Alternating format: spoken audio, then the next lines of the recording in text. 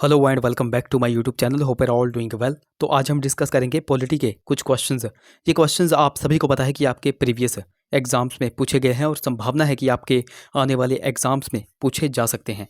इससे पहले हम पार्ट 30 यानी कि 30 वीडियोज़ ऑलरेडी डिस्कस कर चुके हैं, जिनमें हमने सिर्फ और सिर्फ पॉलिटी के क्वेश्चंस को डिस्कस करके रखा हुआ है।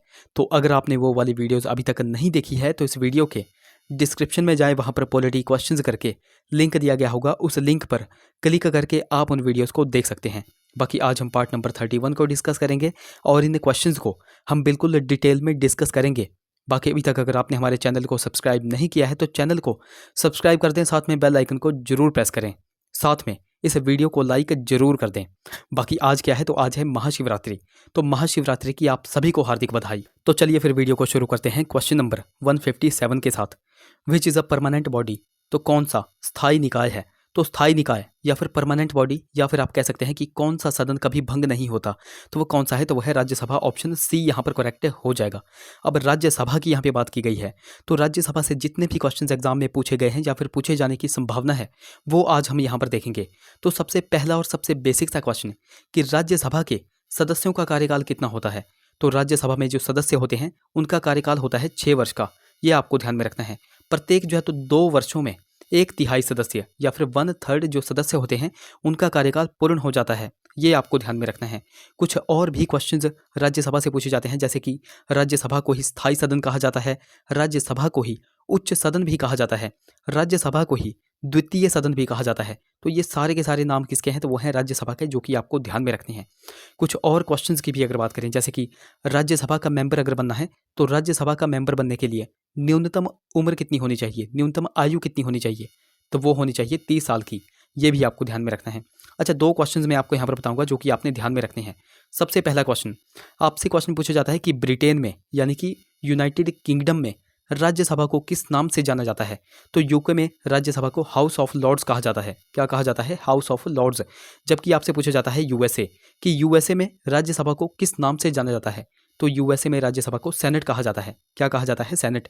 तो 2 पॉइंट्स मैंने आपको बताए। एक तो ब्रिटेन में राज्यसभा को हाउस ऑफ लॉर्ड्स कहा जाता है, जबकि यूएसए में राज्यसभा को सेनेट कहा जाता है। तो ये दोनों के दोनों क्वेश्चंस भी आपको ध्यान में रखने हैं। एक ट्रिक मैं आपको बहुत बार बताता हूँ, सरल, इससे आपके 3 पॉइंट्स क्लियर हो जाते हैं। स से बन जाता है संसद और संसद की चर्चा आर्टिकल 79 में की गई है। र से बन जाता है राज्यसभा और राज्यसभा की चर्चा आर्टिकल 80 में की गई है। ल से बन जाता है लोकसभा और लोकसभा की चर्चा आर्टिकल 81 में की गई है। ये तीनों के तीनों पॉइंट्स आपको ध्यान में रखने हैं। ये सीक्वेंस भी बहुत बार एग्जाम में बनता है, जो कि आपको पता होना चाहिए। अब राज्यसभा से ही 2-3 क्वेश्चंस और भी पूछे जाते हैं, वो भी मैं आपको बता देता हूँ। आप सभी को पता है कि राज्यसभा के जो सभापति होते हैं तो वह कौन होते हैं, तो वो होते हैं उपराष्ट्रपति यानी कि वाइस प्रेसिडेंट। तो बहुत बार आपसे पूछा जाता है कि जो उपराष्ट्रपति हैं वह राज्यसभा के सभापति होंगे। यह किस आर्टिकल में कहा गया है, तो ये कहा गया है आर्टिकल 64 में, जबकि उपराष्ट्रपति की चर्चा की गई है आर्टिकल 63 में। ये भी आपको पता चल गया। एक और क्वेश्चन आपको ध्यान में रखना है, जो राज्यसभा है तो राज्यसभा के सभापति हमने यहाँ पर देखे कौन होते हैं, वाइस प्रेसिडेंट यानी कि उपराष्ट्रपति। तो क्वेश्चन आपसे पूछा जाता है कि राज्यसभा के सभापति तथा उपसभापति की चर्चा किस आर्टिकल में की गई है। तो ये वाला आर्टिकल भी आपको ध्यान में रखना है। आर्टिकल 89 में राज्यसभा के सभापति तथा उपसभापति की चर्चा की गई है। ये सारे के सारे मोस्ट इंपॉर्टेंट क्वेश्चंस मैंने आपको यहाँ पर बता दिए, जो कि आपको ध्यान में रखने हैं। नेक्स्ट हमारा क्वेश्चन है, क्वेश्चन नंबर हमारा 158 है। Who was the first speaker of Lok Sabha. तो लोकसभा का प्रथम अध्यक्ष कौन था। तो लोकसभा के पहले अध्यक्ष कौन थे, आप सभी को पता है, वो थे जीवी मावलंकर। ऑप्शन ए यहाँ पर करेक्ट हो जाएगा। इनका पूरा नाम क्या था, इनका पूरा नाम है गणेश वासुदेव मावलंकर। ये भी आपको ध्यान में रखना है। अब यहाँ पर बात आई है लोकसभा की, तो जिस तरह हमने राज्यसभा के कुछ एक क्वेश्चंस देखे, उसी तरह हम लोकसभा के भी कुछ एक क्वेश्चंस देखेंगे। तो सबसे पहला और सबसे बेसिक सा क्वेश्चन कि लोकसभा में सदस्यों के कार्यकाल कितना होता है। तो लोकसभा के सदस्यों का कार्यकाल होता है 5 साल का। ये आप सभी को पता होगा। लोकसभा को ही अस्थायी सदन कहा जाता है, निम्न सदन कहा जाता है और प्रथम सदन कहा जाता है। ये भी आपको ध्यान में रखना है। आप सभी को पता है कि लोकसभा जो तो भंग हो जाती है, ये भी आप सभी को पता होगा। एक और क्वेश्चन आपको ध्यान में रखना है कि लोकसभा का मेंबर बनने के लिए न्यूनतम एज कितनी होनी चाहिए, तो वो होनी चाहिए 25 साल। ये भी आपको पता चल गया। अब जिस तरह मैंने आपको राज्यसभा के 2 इंपॉर्टेंट क्वेश्चंस बताए हुए थे, उसी तरह मैं आपको लोकसभा के भी 2 इंपॉर्टेंट क्वेश्चंस बताऊंगा। तो सबसे पहला क्वेश्चन, जिस तरह हमने देखा था कि राज्यसभा में जो राज्यसभा होती है तो ब्रिटेन में यानी कि यूके में राज्यसभा को हाउस ऑफ लॉर्ड्स कहा जाता है, तो उसी प्रकार यूके में यानी कि ब्रिटेन में लोकसभा को क्या कहा जाता है, तो लोकसभा को कहा जाता है हाउस ऑफ कॉमन। क्या कहा जाता है? House of common. और हमने यहाँ पर देखा था कि यूएसए में राज्यसभा को क्या कहते हैं? तो यूएसए में राज्यसभा को सेनेट कहा जाता है, जबकि यूएसए में लोकसभा को क्या कहा जाता है? तो वो कहा जाता है हाउस ऑफ रिप्रेजेंटेटिव। ये आपको ध्यान में रखना है। ये कुछ एक क्वेश्चंस होते हैं जो कि आपके आने वाले सब इंस्पेक्टर के एग्जाम में बन सकते हैं। इस तरह के फैक्चुअल क्वेश्चंस पूछे जाने की बहुत सारी संभावना है जो कि आपको ध्यान में रखना है। अच्छा, एक और क्वेश्चन हमने जिस तरह राज्यसभा के बारे में देखा हुआ था, उसी प्रकार हम लोकसभा के बारे में भी देखेंगे। हमने क्वेश्चन देखा हुआ था कि राज्यसभा के जो सभापति होते हैं और उपसभापति होते हैं, तो उन दोनों की चर्चा आर्टिकल 89 में की गई है। तो उसी तरह आपसे लोकसभा के बारे में भी क्वेश्चन पूछा जाता है कि लोकसभा के अध्यक्ष तथा उपाध्यक्ष की चर्चा किस आर्टिकल में की गई है? तो वो की गई है आर्टिकल 93 में। ये वाले क्वेश्चंस एग्जाम में पूछे जाने की संभावना है जो कि आपको ध्यान में रखने हैं। यहाँ पर हमने देखा कि फर्स्ट स्पीकर ऑफ लोकसभा कौन थे? तो वो थे जीवी मावलंकर। उसी तरह आपसे राज्यसभा का पूछा जाता है एक क्वेश्चन। आपसे क्वेश्चन पूछा जाता है कि फर्स्ट चेयरमैन ऑफ राज्यसभा कौन थे? तो ये भी आपको ध्यान में रखना है कि राज्यसभा के जो पहले चेयरमैन थे तो वो थे डॉक्टर सर्वपल्ली राधाकृष्णन। ये भी आपको ध्यान में रखना है। ये सारे के सारे क्वेश्चन हमने यहाँ पर देखे जो कि आपको पता होने। नेक्स्ट क्वेश्चन की बात करें, क्वेश्चन नंबर हमारा 159 है, who is the guardian of Indian constitution? तो भारतीय संविधान का संरक्षक कौन है? आप सभी को पता है कि इंडियन कॉन्स्टिट्यूशन का जो संरक्षक है, जो गार्डियन है, तो वो कहा जाता है सुप्रीम कोर्ट यानी कि सर्वोच्च न्यायालय को। ऑप्शन ए यहाँ पर करेक्ट हो जाएगा। अब यहाँ पर बात आई है सुप्रीम कोर्ट की, तो सुप्रीम कोर्ट से जितने भी क्वेश्चंस अभी तक एग्जाम में पूछे गए हैं या फिर पूछे जाने की संभावना है, वो हम यहाँ पर डिस्कस करेंगे। तो सबसे पहला और सबसे बेसिक सा क्वेश्चन कि सुप्रीम कोर्ट की चर्चा भारतीय संविधान के किस आर्टिकल में की गई है? तो आपको ध्यान में रखना है कि सर्वोच्च न्यायालय की चर्चा भारतीय संविधान के आर्टिकल 124 में की गई है। ये आपको पता चल गया। सुप्रीम कोर्ट का पद हमने कहाँ से लिया हुआ है, किस देश के संविधान से लिया हुआ है? तो ये हमने लिया है यूएसए के देश के संविधान से। ये भी आपको ध्यान में रखना है। अच्छा, सुप्रीम कोर्ट में अगर आपको न्यायाधीश बनना है तो उसकी योग्यता भी आपको पता होनी चाहिए। तो 3 योग्यताएं मैं आपको यहाँ पर बताऊंगा जो कि आपको ध्यान में रखनी है। सबसे पहली योग्यता, आपको जो है तो किसी भी हाई कोर्ट में 10 साल तक वकील होना चाहिए। दूसरी योग्यता, आपको किसी भी हाई कोर्ट में 5 साल तक जज रहना चाहिए। और तीसरी योग्यता, आप जो है तो राष्ट्रपति की नज़र में होने चाहिए, यानी कि आप कह सकते हैं कि राष्ट्रपति की नज़र में आप जानकार होने चाहिए। ये हो गई तीसरी योग्यता। तो योग्यताएं भी मैंने आपको बता दी। अच्छा, प्रेजेंट की अगर बात करेंगे, प्रेजेंट में सुप्रीम कोर्ट में जजों या फिर न्यायाधीशों की संख्या कितनी है? तो वो कितनी है? तो वह है 34। कितनी है? 34। इनमें से 33 जो है तो जज हैं और एक जो है तो चीफ जस्टिस ऑफ इंडिया है। और प्रेजेंट में हमारे चीफ जस्टिस ऑफ इंडिया कौन है? तो वह है DY चंद्रचूड़। ये भी आपको ध्यान में रखना है। अब कुछ और भी क्वेश्चंस एग्जाम में पूछे जाते हैं, जैसे कि ये जो चीफ जस्टिस ऑफ इंडिया है, इनकी नियुक्ति किसके द्वारा की जाती है? तो आपको ध्यान में रखना है कि चीफ जस्टिस ऑफ इंडिया की नियुक्ति हो गई, शपथ हो गई, त्यागपत्र हो गया, तो ये सारे काम किनके द्वारा करवाए जाते हैं? राष्ट्रपति के द्वारा करवाए जाते हैं। राष्ट्रपति जो है तो सलाह लेता है कोलोजियम से। कोलोजियम क्या होता है? तो वो होता है 5 सीनियर ग्रुप्स ऑफ मेंबर। ये भी आपको ध्यान में रखना है। तो यहाँ पर आपको पता चल गया कि राष्ट्रपति चीफ जस्टिस ऑफ इंडिया की नियुक्ति भी करते हैं, शपथ भी उनकी दिलाते हैं और त्यागपत्र भी उनका लेते हैं। ये आपको यहाँ पर पता चल गया। 2 क्वेश्चंस मैं आपको बहुत बार बताता हूँ जो कि मोस्ट इंपॉर्टेंट क्वेश्चंस हैं, आगे आने वाले एग्जाम्स में उनकी बनने की संभावना है। पहला क्वेश्चन आपसे पूछा जाता है कि सुप्रीम कोर्ट में जजों की संख्या को कौन निर्धारित करता है? तो वो करती है पार्लियामेंट यानी कि संसद। दूसरा क्वेश्चन आपसे हाई कोर्ट के बारे में पूछा जाता है कि हाई कोर्ट में जजों की संख्या को कौन निर्धारित करता है? तो वो करते हैं प्रेसिडेंट यानी कि राष्ट्रपति। इन दोनों क्वेश्चंस के बारे में आपको डिफरेंस समझना है। सुप्रीम कोर्ट में जजों की संख्या को पार्लियामेंट यानी कि संसद निर्धारित करती है, जबकि हाई कोर्ट में जजों की संख्या को राष्ट्रपति यानी कि प्रेसिडेंट निर्धारित करते हैं। ये क्वेश्चन देखो एग्जाम में पूछे जाने की संभावना है जो कि आपको ध्यान में रखने हैं। यहाँ पर मैं आपको कुछ और भी क्वेश्चंस अगर बताऊं, प्रेजेंट में मैंने आपको बता दिया कि प्रेजेंट में हमारे चीफ जस्टिस ऑफ इंडिया कौन है? तो वह हैं DY चंद्रचूड़, जो कि 50वें नंबर के हैं। अच्छा, 49वें नंबर के हमारे चीफ जस्टिस ऑफ इंडिया कौन थे? तो वो थे जस्टिस UU ललित। और 48वें नंबर के कौन थे? मोस्ट इंपॉर्टेंट, तो 48वें नंबर के कौन थे? तो वो थे NV Ramana, justice NV Ramana. तो ये सारे के सारे क्वेश्चंस हमने यहाँ पर देखे जो कि आपको ध्यान में रखने हैं। अच्छा, एक क्वेश्चन मैं आपको यहाँ पर बता देता हूँ जो कि शायद ही आपने सुना होगा, तो आपको ये वाला क्वेश्चन बिल्कुल ध्यान में रखना है। तो क्वेश्चन आपसे पूछा जा सकता है कि हाई कोर्ट और सुप्रीम कोर्ट के जज को हटाने के लिए जो महाभियोग होता है, जो इम्पीचमेंट होती है, तो वह कहाँ पर लगती है? तो वो लगती है संसद में यानी कि पार्लियामेंट में। ये क्वेश्चन देखो मोस्ट इंपॉर्टेंट क्वेश्चन है जो कि एग्जाम में पूछे जाने की संभावना है। और इसी से संबंधित एक और क्वेश्चन पूछा जा सकता है कि कौन एकमात्र न्यायाधीश ऐसे थे जिनके विरुद्ध महाभियोग प्रस्ताव जो है तो लाया गया था? तो वह कौन थे? तो वो थे justice V Ramaswamy, justice V Ramaswamy एकमात्र ऐसे न्यायाधीश थे जिनके विरुद्ध महाभियोग प्रस्ताव जो है तो लाया गया था, इम्पीचमेंट लाई गई थी, पर देखो यह पास नहीं हुई थी। ये भी आपको ध्यान में रखना है। तो ये क्वेश्चन हमने यहाँ पर देखे जो कि आपको ध्यान में रखते हैं। बाकी देखो, अभी तक अगर आपने हमको टेलीग्राम और इंस्टाग्राम पे फॉलो नहीं किया है तो वहाँ पर जाकर फॉलो कर ले, लिंक आपको डिस्क्रिप्शन में मिल जाएगा।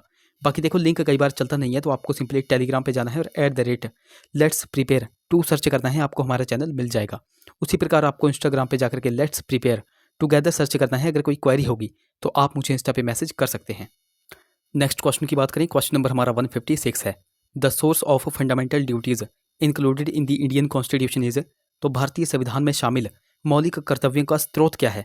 तो मौलिक कर्तव्य जो है तो स्रोत क्या है? मौलिक कर्तव्य हमने किस देश के संविधान से लिए हुए थे?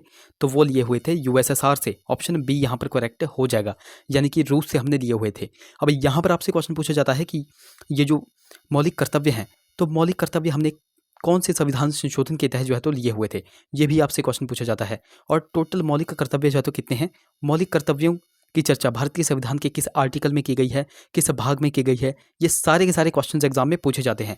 तो सबसे पहले बात कर लेते हैं फंडामेंटल ड्यूटीज़ की, कि फंडामेंटल ड्यूटीज़ हमारे भारतीय संविधान में टोटल कितने हैं? तो वह हैं 11 जो है तो मूल कर्तव्य हैं। अच्छा, इनको किस आर्टिकल में रखा गया है? तो मौलिक कर्तव्यों को जो है तो आर्टिकल 51 क्लॉज ए में रखा गया है। और किस भाग में रखा गया है? भाग 4 क्लॉज ए में रखा गया है। ये भी आपको ध्यान में रखना है। तो ये तो हमने देख लिए बेसिक से क्वेश्चन है। कई बार आपसे पूछा जाता है कि मौलिक कर्तव्यों को कौन से संविधान संशोधन के तहत जोड़ा गया था? तो मौलिक कर्तव्यों को 42वें संविधान संशोधन के तहत, जो कि 1976 का है, उसके तहत जोड़ा गया था। ये भी आपको ध्यान में रखना है। अब ये जो हमने देखा 42वां संविधान संशोधन, इससे बहुत से क्वेश्चंस एग्जाम में पूछे जाते हैं और मैं बार बार आपको वो क्वेश्चंस करवाता हूँ ताकि आपके माइंड में वो क्वेश्चन बन जाए। तो आज भी मैं आपको वो सारे के सारे क्वेश्चंस यहाँ पर बताऊंगा, तो बिल्कुल आपने ध्यान से सुनने हैं। तो 42वें संविधान संशोधन से बहुत से क्वेश्चंस एग्जाम में पूछे जाते हैं, जैसे कि 42वें संविधान संशोधन को ही मिनी कॉन्स्टिट्यूशन यानी कि लघु संविधान कहा जाता है। 42वां संविधान संशोधन यह किस प्राइम मिनिस्टर के काल में आया हुआ था? तो यह इंदिरा गांधी के समय जो है तो आया गया था। ये भी आपको ध्यान में रखना है। 42वां संविधान संशोधन, इसको जो है तो किस समिति की सिफारिश पे लाया गया था? तो इसको सरदार स्वर्ण सिंह समिति की सिफारिश पे लाया गया था। इसमें टोटल प्रावधान कितने जोड़े गए थे? तो 42वें संविधान संशोधन में टोटल जो प्रावधान जोड़े गए थे तो वो जोड़े गए थे 59। तो 59 प्रावधान इसमें जोड़े गए थे। 42वें संविधान संशोधन को ही लोकतंत्र की हत्या भी कहा जाता है। क्या कहा जाता है? लोकतंत्र की हत्या। ये भी आपको ध्यान में रखना है। 42वें संविधान संशोधन के तहत ही प्रस्तावना में समाजवादी, पंथ निरपेक्ष, एकता और अखंडता शब्द भी जोड़े गए थे। ये भी आपको ध्यान में रखना है। और मूल कर्तव्य हमने यहाँ पर देख लिए। मूल कर्तव्य भी जो है तो 42वें संविधान संशोधन के तहत ही जोड़े गए थे। ये भी आपको पता चल गया। इसमें क्या किया गया था? इसमें जो सारी पावर थी वह प्रधानमंत्री को चली गई थी, यानी कि जो आपातकाल लगता था, आपातकाल जो है तो प्रधानमंत्री की सलाह पर लगता था। इस तरह के यहाँ पर कुछ एक चीज़ें हुई थी, जैसे कि लोकसभा का कार्यकाल आप सभी को पता है पहले 5 साल का हुआ करता था। फिर बाद में जब 42वां संविधान संशोधन हुआ तो इस 5 साल को बढ़ा करके 6 साल का, लोकसभा के कार्यकाल को 6 साल का कर दिया गया। ये भी यहीं पर किया गया था। ये भी आपको ध्यान में रखना है। और इसमें एक और पॉइंट जोड़ना कि इसमें क्या हुआ था, जो राष्ट्रपति था, राष्ट्रपति जो है तो किसी भी विधेयक को वापस नहीं लौटा सकते थे। ये भी इसी में किया गया था। ये भी आपको पता चल गया। एक पॉइंट मैं आपको यहाँ पर बताऊंगा जो कि आपने ध्यान से सुनना है। तो 42वें संविधान संशोधन में 5 विषयों को राज्य सूची से संवर्ती सूची में स्थानांतरित किया गया था। तो वो 5 विषय कौन कौन से थे? तो 5 विषयों में सबसे पहले आ जाता है फॉरेस्ट यानी कि वन्य, फिर आ जाता है वन्य जीव, फिर आ जाता है जनसंख्या यानी कि पॉपुलेशन, फिर आ जाता है मापतोल यानी कि वेट एंड मेजर, फिर आ जाता है शिक्षा यानी कि एजुकेशन। तो ये 5 विषय ऐसे हैं जिनको 42वें संविधान संशोधन के तहत राज्य सूची से संवर्ती सूची में स्थानांतरित किया गया था। ये भी आपको ध्यान में रखना है। तो ये सारे के सारे क्वेश्चंस हमने यहाँ पर देखे, मोस्ट इंपॉर्टेंट क्वेश्चंस हमने यहाँ पर देखे जो कि आपको पता होने चाहिए। नेक्स्ट हमारा क्वेश्चन है, क्वेश्चन नंबर हमारा 157 है। Which schedule of Indian constitution deals with the administration and control of schedule area and schedule tribes? तो भारतीय संविधान की कौन सी अनुसूची अनुसूचित क्षेत्रों और अनुसूचित जनजातियों के प्रशासन और नियंत्रण से संबंधित है? तो वह कौन सी अनुसूची है? तो वह है 5th यानी कि 5वीं अनुसूची। ऑप्शन सी यहाँ पर करेक्ट हो जाएगा।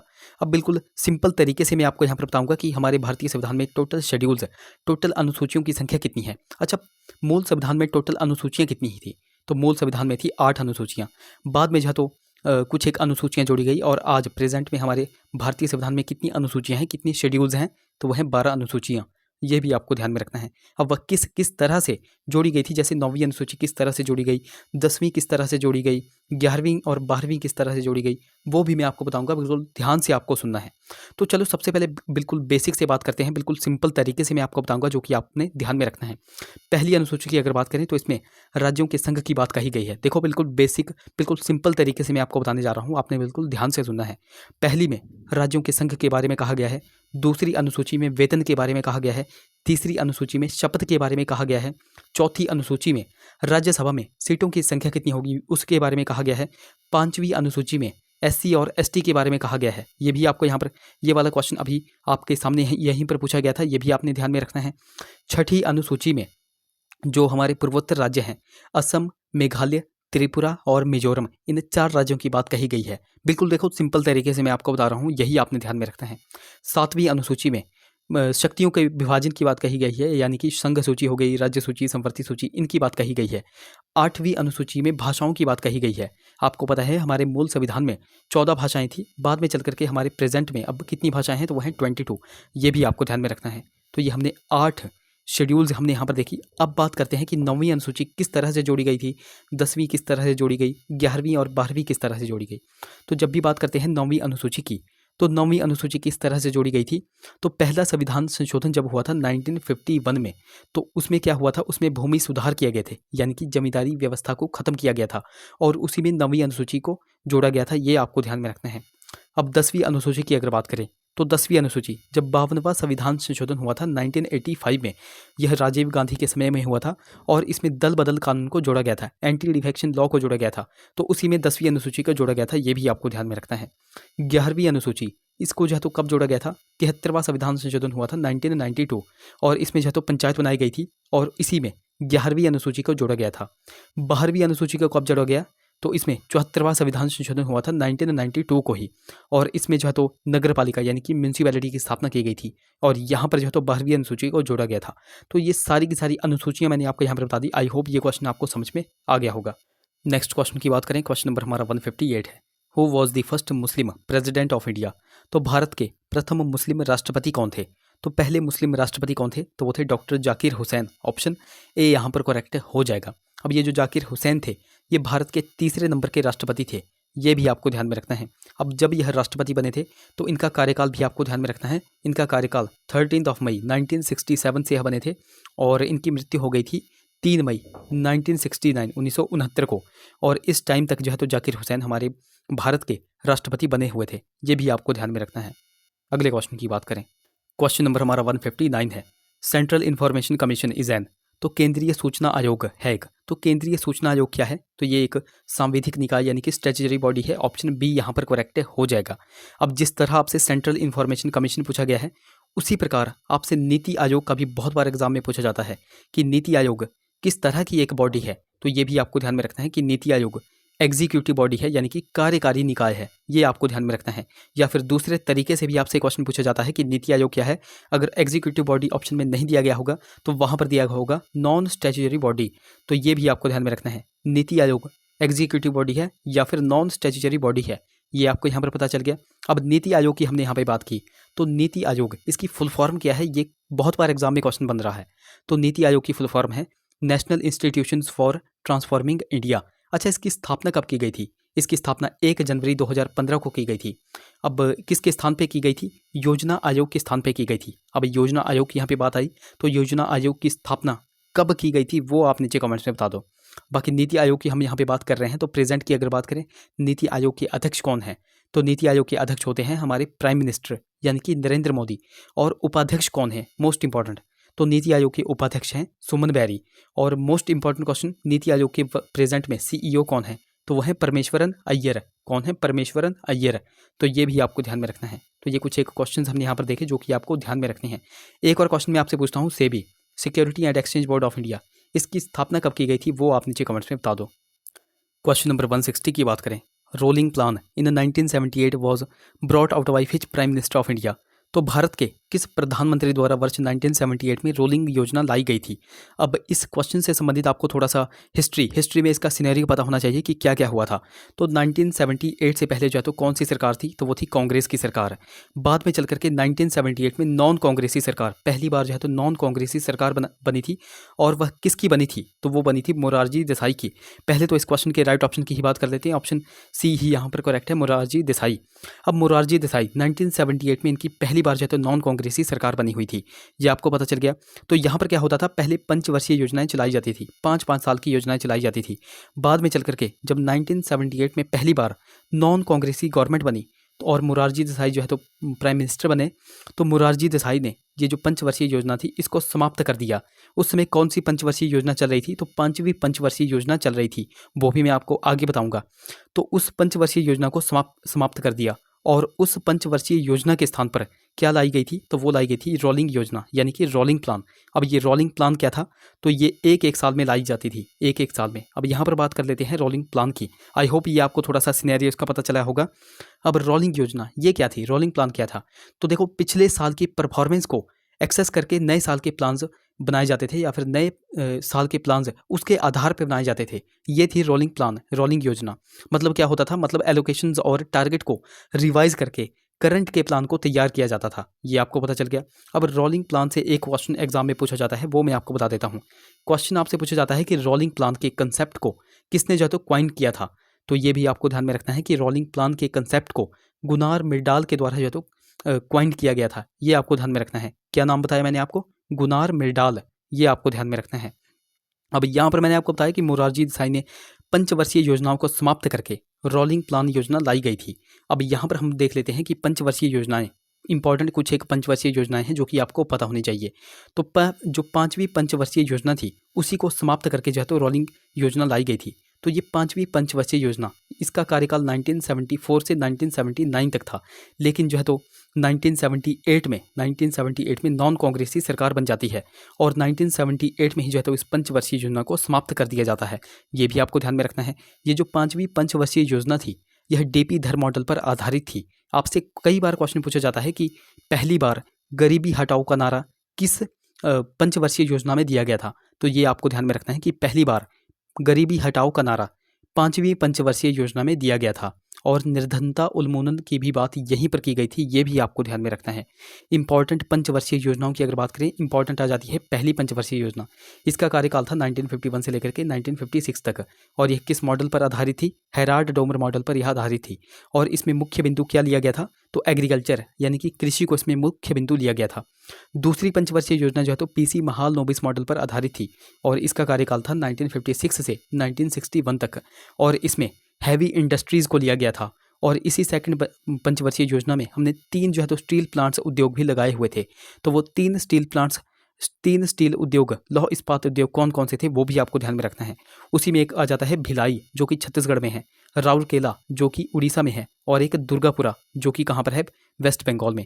तो ये सारे के सारे क्वेश्चंस हमने यहाँ पर देखे जो कि आपको ध्यान में रखने हैं।